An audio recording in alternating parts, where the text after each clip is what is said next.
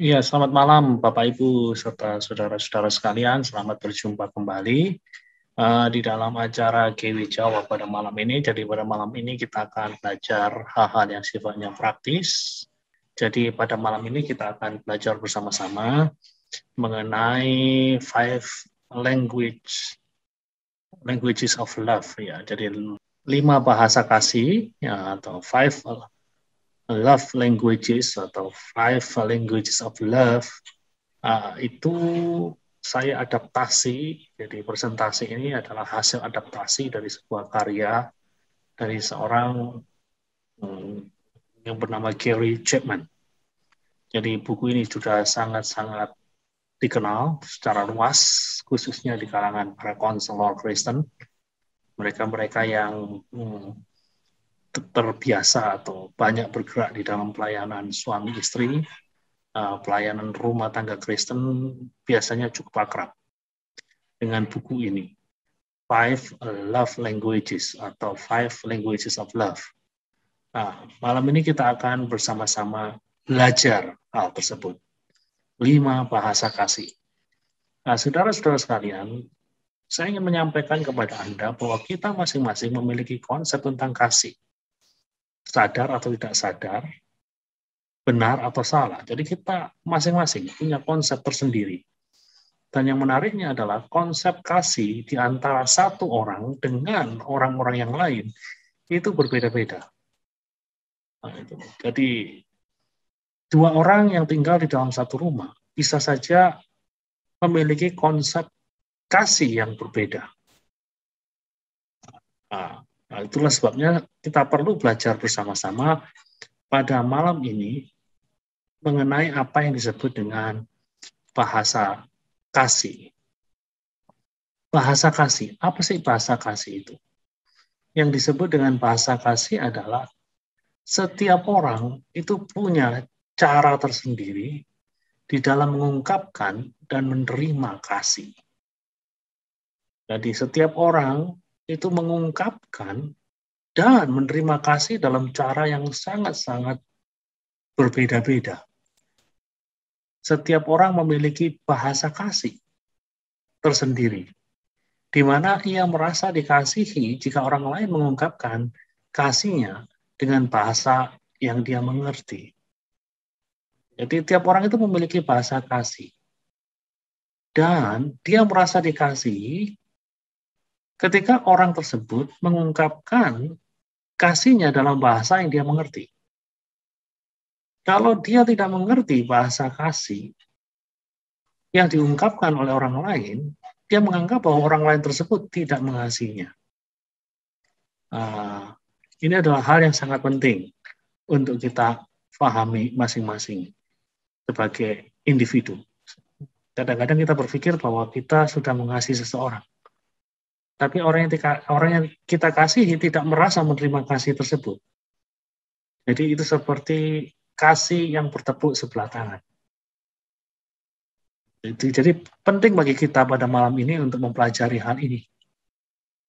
Dan pada malam ini, saya ingin memperkenalkan kepada Anda, ada 5 bahasa kasih yang common, atau maksudnya yang umum, dijumpai di dalam kehidupan setiap individu. Ini adalah 5 bahasa kasih yang umum dijumpai di dalam kehidupan orang-orang yang ada di dunia. Dan kita perlu untuk mengidentifikasi, saya ini punya bahasa kasih yang seperti apa? Apakah bahasa kasih saya adalah waktu yang berkualitas? Atau perkataan-perkataan pendukung? Kita perlu mengenali bahasa kasih yang kita miliki. Dan secara khusus, kita juga perlu untuk mengenali bahasa kasih yang ada di dalam diri orang-orang yang terdekat dengan kita. Katakanlah suami, katakanlah istri, katakanlah anak-anak. Kita perlu mengenal bahasa kasih mereka. Supaya kita bisa mengekspresikan kasih kita dengan cara yang dapat mereka rasakan. Karena kalau ekspresi kasih kita itu tidak bisa mereka rasakan, mereka merasa tidak dikasihi. Contohnya, katakanlah kita memiliki seorang suami yang bahasa kasihnya adalah perkataan-perkataan mendukung. Tapi Anda sebagai istri mengekspresikan kasih Anda dalam bentuk pelayanan. Nah, di sini yang kemudian yang terjadi apa? Ya, kasih yang bertepuk sebelah tangan. Anda bermaksud mengekspresikan kasih, tetapi pribadi yang menjadi objek dari kasih Anda itu tidak merasa bahwa mereka dikasihi, bahwa dia dikasihi. Nah, jadi penting bagi kita untuk mempelajari 5 bahasa kasih ini di dalam kehidupan rumah tangga, istri, orang tua anak, dan juga mungkin teman, rekan dekat, sahabat. Perlu kita kenal bahasa kasih mereka itu tipenya seperti apa. Sehingga ekspresi kasih kita atau ungkapan kasih kita itu tepat sasaran. Oke, mari kita lihat masing-masing bahasa kasih tersebut dengan lebih detail. Mari kita lihat perkataan mendukung. Perkataan pendukung ini adalah bahasa kasih yang pertama. Jadi orang-orang yang memiliki tipe bahasa kasih yang seperti ini senang merasa dikasihi apabila mereka mendapat pujian, apabila mereka mendapat dorongan, apabila mereka dapat komplimen, apabila mereka dapat penghargaan. Wah, ketika mereka mendengar hal-hal tersebut, ketika telinga mereka mendengar pujian, ketika telinga mereka mendengar penghargaan, ketika telinga mereka mendengar dorongan, mereka merasa bahwa diri mereka dikasihi. Adakah di antara Anda yang punya tipe seperti itu? Tipe pertama, perkataan pendukung. Nah, saudara-saudara sekalian, kita perlu memahami bahwa perkataan-perkataan pendukung itu penting di dalam kehidupan kita sebagai manusia. Perkataan-perkataan yang mendukung itu dapat menciptakan keintiman. Jadi bayangkan suami istri yang saling mendukung dari waktu ke waktu, sering mengungkapkan kata-kata mendukung. Ya tentu mereka akan jauh lebih intim. Dan bandingkan dengan suami istri yang istilahnya kehidupan rumah tangganya diisi dengan kata-kata yang justru menjatuhkan. Maka yang akan terjadi adalah bukan keintiman. Namun justru yang akan terjadi nanti adalah jarak. Jarak di antara suami dan istri, jarak di antara orang tua dan anak, jarak di antara sahabat. Jadi kita perlu sebenarnya memahami arti penting daripada kata-kata pendukung. Kata-kata yang mendukung itu juga penting dalam kaitannya dengan luka-luka batin. Jadi kata-kata yang mendukung itu sangat-sangat penting sekali. Karena kadang-kadang ada orang-orang yang dibesarkan di dalam sebuah keluarga yang kerap kali melakukan apa yang disebut dengan verbal abuse. Nah, verbal abuse itu apa ya? Seperti kekerasan, tapi bukan kekerasan secara fisik, tapi kekerasan dengan kata-kata. Dan ada banyak akhirnya orang-orang tersebut yang dibesarkan di dalam keluarga yang kerap kali melaksanakan verbal abuse tersebut, ketika mereka dewasa, mereka punya luka-luka batin yang cukup dalam. Nah, disinilah kemudian penting, kalau kemudian hari katakanlah Anda menjadi suami atau istri dari orang-orang seperti itu, jadi kata-kata dorongan, kata-kata dukungan, itu punya potensi untuk menyembuhkan luka-luka batin. Perkataan-perkataan yang mendukung itu bisa memunculkan potensi-potensi yang selama ini tersembunyi. Saya teguhkan dengan kesaksian yang saya alami sendiri. Sebelum tahun 78 itu prestasi akademik saya amburadul. Tapi semenjak tahun 1978 itu terjadi perubahan yang sangat drastis. Semenjak itu menjadi titik balik di dalam prestasi akademik saya, bahkan sampai level postgraduate yang saya tekuni bersama-sama. Jadi penting sekali saudara-saudara sekalian. Kadang-kadang Anda punya anak-anak yang sebenarnya punya potensi-potensi yang luar biasa, dan potensi-potensi itu belum tergali, potensi-potensi itu belum kelihatan, dan bisa jadi baru kelihatan ketika ada kata-kata dukungan. Jadi ini hal yang penting. Jadi kalau Anda ketemu dengan orang-orang yang punya bahasa kasih seperti ini, ya bahasa kasih di dalam bentuk kata-kata dukungan, Anda perlu untuk memberikan pujian di dalam komunikasi Anda. Anda perlu untuk memberikan peneguhan di dalam di dalam komunikasi Anda. Anda perlu untuk mengungkapkan kata-kata yang ramah di dalam komunikasi Anda. Ini komunikasi Anda. Dan di dalam tindakan Anda, ya Anda bisa katakanlah mengirimkan notes, kalau zaman dulu itu mengirimkan kartu, kalau zaman sekarang saya mengirimkan WA, menulis di wall Facebook mereka, menulis di wall IG mereka, menulis di wall line mereka. Nah, itu yang bisa kita lakukan kalau kita ketemu dengan orang-orang yang memiliki bahasa kasih seperti ini. Nah, kemudian yang tidak boleh Anda lakukan adalah melakukan apa yang disebut dengan destructive criticism. Kritik yang menghancurkan. Kritik boleh, tapi bukan kritik yang menghancurkan. Kritik yang membuat mereka kehilangan semangat. Kritik yang akhirnya membuat mereka berhenti melakukan sesuatu untuk maju. Nah, saudara-saudara sekalian, ini hal yang penting untuk Anda pahami. Jadi kalau Anda memiliki seorang suami yang bahasa kasihnya adalah kata-kata dukungan, jangan sekali-sekali kemudian Anda mengungkapkan kalimat-kalimat verbal yang membuat mereka kemudian putus asa, yang membuat mereka kemudian gagal untuk mengembangkan dirinya. Nah, ini bahasa kasih yang pertama yang perlu untuk kita pelajari bersama-sama. Kata-kata dukungan. Nah, kemudian bahasa kasih yang kedua yang perlu untuk kita pelajari bersama-sama adalah waktu yang berkualitas.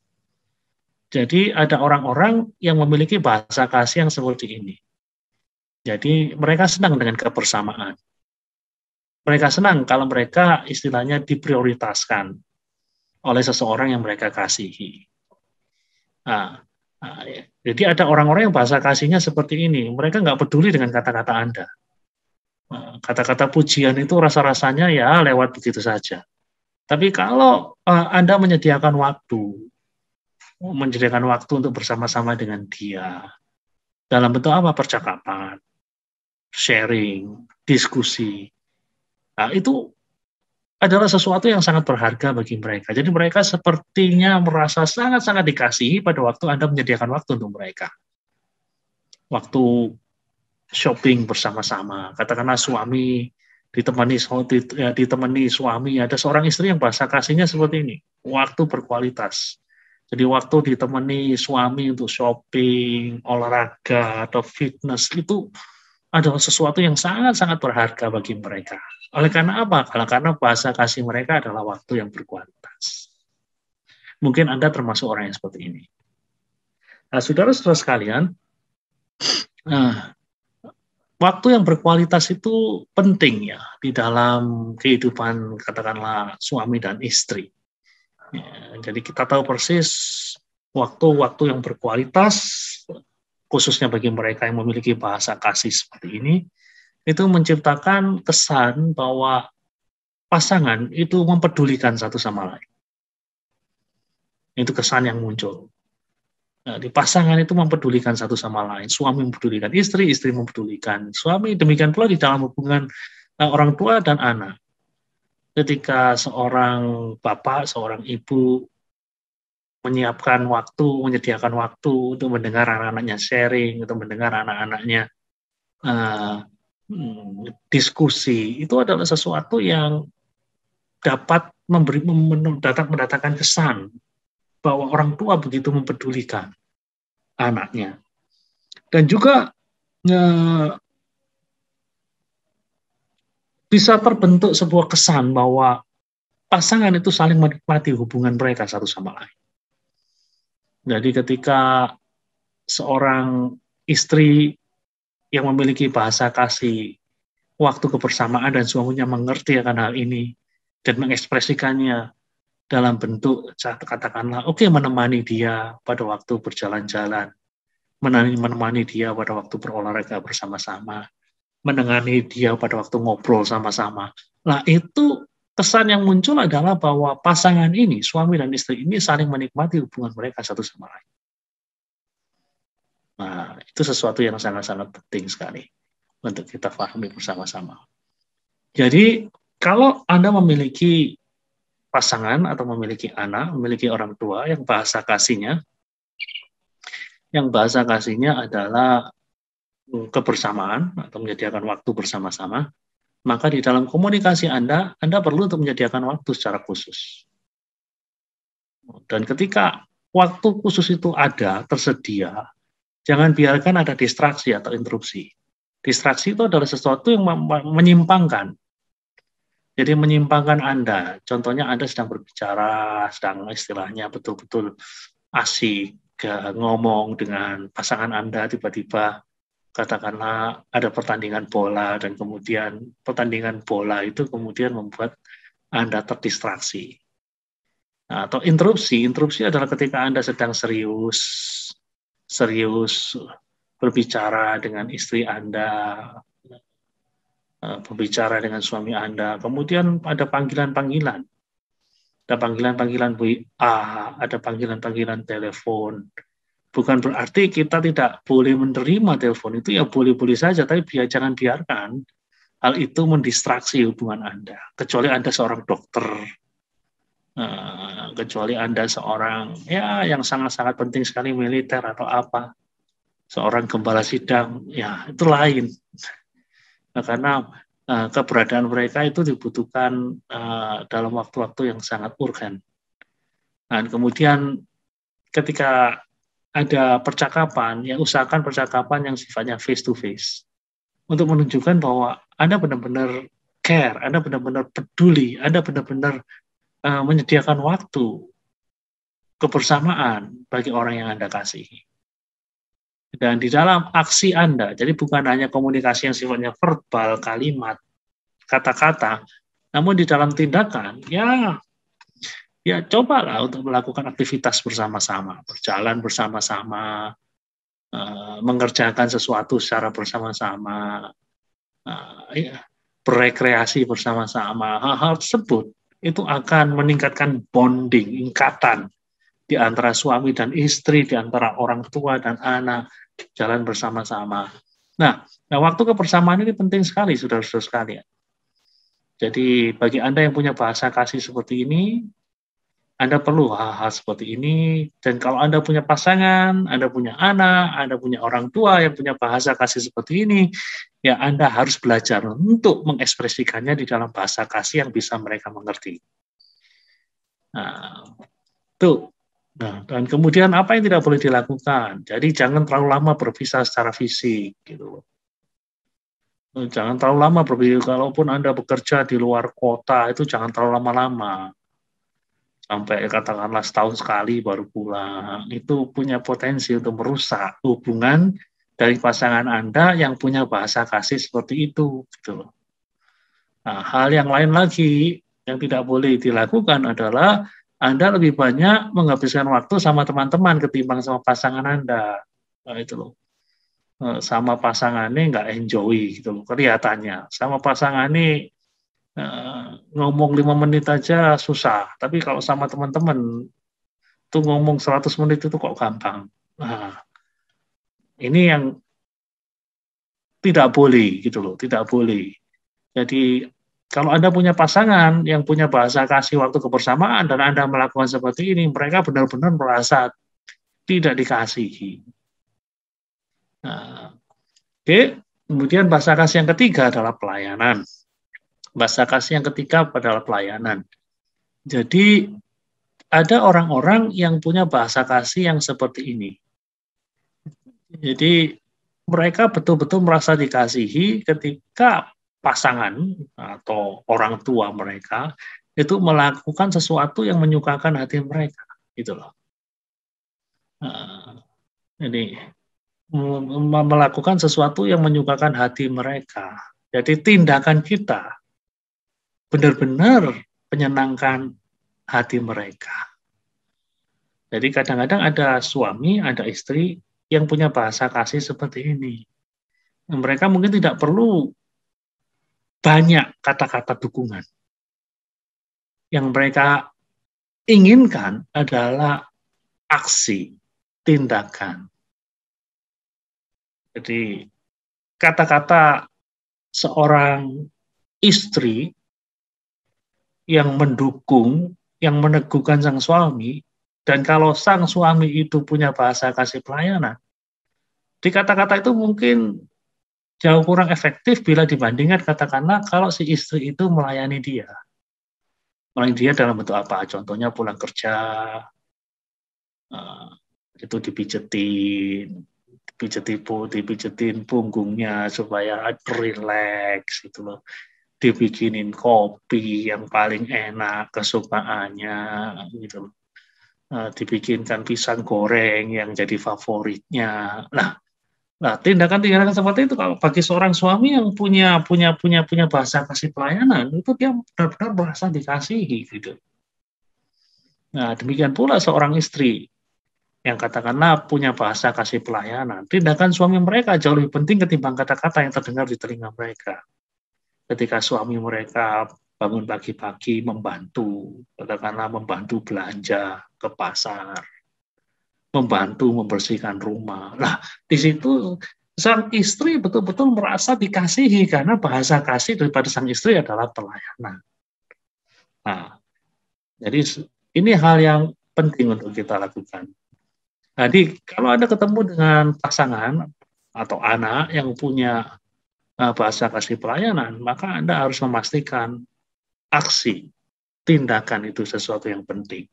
Dan yang namanya aksi atau tindakan pelayanan itu membutuhkan pemikiran, perencanaan, waktu, usaha, dan tenaga, serta dilakukan dengan sikap yang positif. Bukan terpaksa, tapi benar-benar merupakan suatu bentuk kasih kita. Karena kita mengenal bahasa kasih dari pasangan kita, atau anak kita, atau orang tua kita. Nah, itu. Jadi, kalau kita benar-benar mempraktekkan bahasa kasih, pelayanan kepada orang yang memang bahasa kasihnya adalah pelayanan, maka katakanlah di dalam hubungan suami istri di antara pasangan itu akan terbentuk sebuah kesan bahwa pasangan kita adalah sesuatu hal yang amat penting sekali di dalam hidup kita.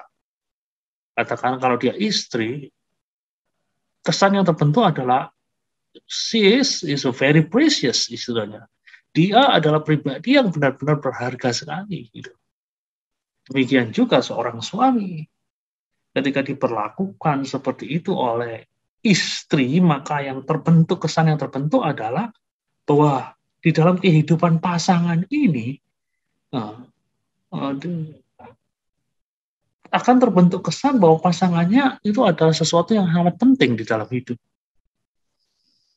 Dan kemudian juga akan tercipta sebuah kesan bahwa kita rela untuk gotong royong, menanggung beban kehidupan bersama-sama.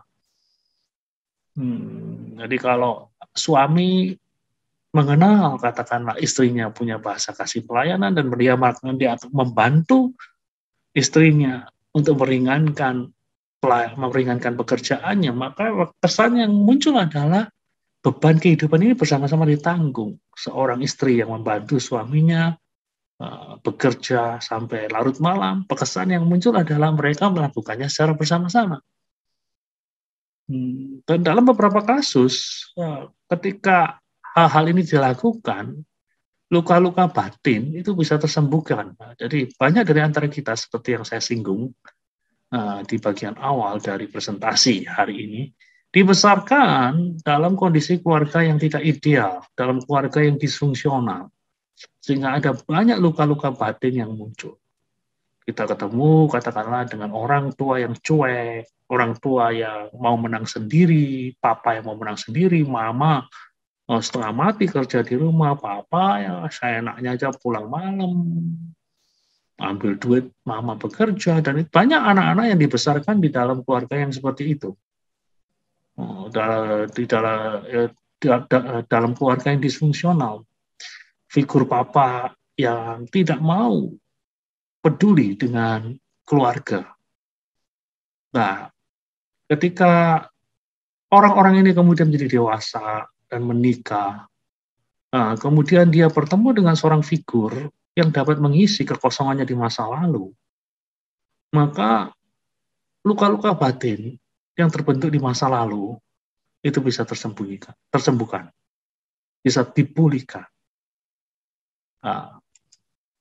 Jadi, kalau Anda ketemu dengan orang yang punya bahasa kasih pelayanan di dalam komunikasi Anda, Anda harus belajar untuk mengatakan kata-kata ini. Saya bisa. Saya mau membantu.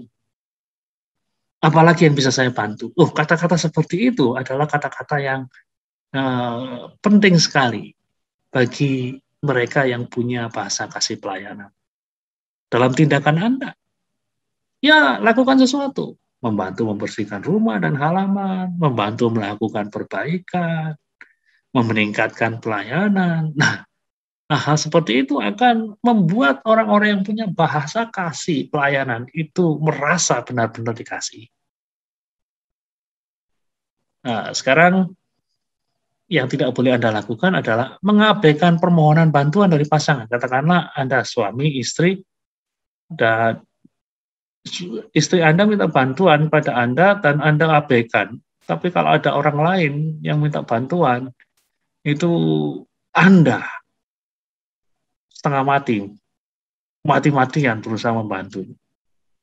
Nah, hal-hal seperti itu sangat menyakitkan bagi mereka yang punya bahasa kasih pelayanan. Karena mereka diabaikan oleh orang yang cukup dekat dengan dirinya. Demikian juga dengan anak-anak. Ada orang tua yang mengabaikan permohonan bantuan dari anaknya, tapi orang lain minta bantuan, dia setengah mati untuk melakukannya. Anaknya merasa tidak dikasihi. Demikian juga ada orang tua yang tidak merasa dikasihi oleh anaknya. Oleh karena pada waktu dia minta bantuan pada anaknya mengabaikan. Sementara ketika pacar dari anaknya minta bantuan setengah mati, ya, anaknya ini memenuhi permohonan minta tolong dari pacarnya. Nah, di sini kita melihat ada orang tua yang punya bahasa kasih pelayanan ini yang terluka. Ini hal yang perlu untuk kita pahami bersama-sama. Oke, bahasa kasih yang keempat, pemberian. Nah, ini jadi selain kata-kata dukungan, selain pelayanan, selain kebersamaan, ada bahasa kasih yang lain, yaitu bahasa kasih pemberian, give. Nah, jadi ada orang-orang yang punya bahasa kasih seperti ini. Jadi mereka merasa benar-benar dikasih pada waktu mereka menerima sesuatu dari orang lain. Menerima hadiah dari orang lain. Baik hadiah yang dibeli dari toko atau dari seseorang, atau hadiah yang mereka buat sendiri. Ya, jadi ada orang yang punya bahasa kasih yang seperti ini, pemberian. Jadi ketika mereka menerima pemberian, itu mereka merasa betul-betul dikasihi. Jadi kalau Anda punya bahasa kasih pemberian, dan bahasa kasih tersebut dikenali, katakanlah oleh pasangan Anda, dan kemudian pasangan Anda mengekspresikan dalam bentuk pemberian, maka yang terbentuk adalah apa? Akibatnya apa? Akibatnya ketika ini terjadi, apakah Anda merasa bahwa pasangan Anda itu benar-benar peduli pada Anda? Nah, dan Anda juga merasa bahwa hadiah yang ada di tangan Anda saat ini itu memberikan pesan yang sangat kuat di dalam hati Anda, bahwa Anda dianggap sebagai seseorang yang sangat spesial di dalam hidupnya. Dan saudara bayangkan, kalau hal ini terjadi, maka kehidupan rumah tangga itu akan menjadi baik. Demikian juga kehidupan, katakanlah hubungan orang tua dan anak, itu akan menjadi baik. Nah, jadi apa yang perlu Anda lakukan kalau Anda punya bahasa kasih yang seperti ini? Ya, Anda perlu memberikan, kalau pasangan Anda punya bahasa kasih seperti ini, atau anak-anak Anda punya bahasa kasih seperti ini, orang tua Anda punya bahasa kasih seperti ini, ya, yang perlu Anda lakukan, itu maksudnya, yang perlu Anda lakukan adalah Anda perlu untuk memberikan hadiah pada hari-hari khusus. Gift on special occasion. Apa hari khusus itu? Katakanlah pada birthday atau hari ulang tahun mereka. Atau pada apa yang kita sebut dengan wedding anniversary. Kalau Anda pasangan suami istri, wedding anniversary. Maka kalau pasangan Anda punya bahasa kasih seperti itu ya perlu diungkapkan di dalam bentuk pemberian hadiah-hadiah. Dan yang tidak boleh Anda lakukan, don'ts, pada orang-orang yang punya bahasa kasih seperti ini adalah jangan pernah lupa hari-hari khusus mereka. Seperti birthday, wedding anniversary, jangan pernah lupa. Berikan hadiah. Kalau bahasa kasih mereka gift, kalau bahasa kasih mereka pemberian, berikan mereka hadiah. Hadiah tidak perlu mahal. Hadiah bisa jadi sesuatu yang sederhana. Namun itu adalah sesuatu yang sangat-sangat bermakna bagi hidup mereka. Jadi sekali lagi, yang namanya hadiah itu tidak perlu mahal. Dan yang terakhir adalah bahasa kasih sentuhan, touch. Jadi ada orang-orang yang merasa betul-betul dikasih pada waktu mereka merasakan sentuhan, touch. Pada waktu tangan mereka dipegang, pada waktu mereka dirangkul, pada waktu kepala mereka dielus, pada waktu mereka dicium, dan juga di dalam hubungan suami istri, ada sentuhan-sentuhan seksual. Nah, itu juga bisa istilahnya meningkatkan perasaan bahwa diri mereka itu betul-betul dikasih. Jadi ada orang-orang yang seperti ini. Mereka nggak peduli dengan kata-kata dukungan, mereka tidak terlalu peduli dengan pelayanan, mereka tidak terlalu peduli dengan kebersamaan, mereka tidak terlalu peduli dengan hadiah, tetapi yang mereka butuhkan adalah sentuhan.